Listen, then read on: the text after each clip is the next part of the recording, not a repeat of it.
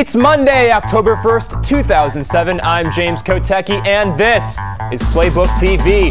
It's getting harder and harder to be holy in America these days, especially for trying to pick a presidential candidate.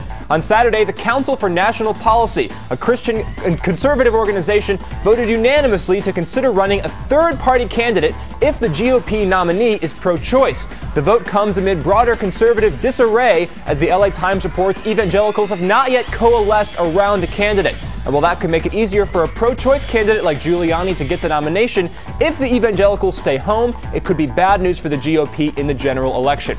My own newspaper, The Politico, reports that it's been a bad week for Hillary Clinton's presidential campaign. Recent media stories have focused on negatives, including her connection to fugitive fundraiser Norman Sue and her inability to laugh properly. More recently, a front-page story in the Sunday LA Times reported that Democrats in western states are worried that a Clinton candidacy could hurt their congressional candidates, given her high negative ratings in that part of the country. Apparently, her East Coast liberal views might not jive with a guy who drinks rainwater out of his own boot and killed a buffalo with his bare hands.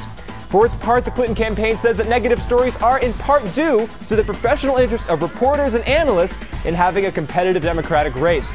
In an unrelated story, Dennis Kucinich looks like a very strong candidate who could pull off a huge upset in Iowa. Definitely check that out. Finally, pop quiz! Can you name America's least populated state? That's right, it's America's fantasy playground, Wyoming, where the Republican Party has set its primary to January 5th in an effort to give it some much-needed clout. On Saturday, Fred Thompson, Sam Brownback, and Duncan Hunter each spoke to the state party leaders, and Mitt Romney's son Josh spoke on behalf of his father.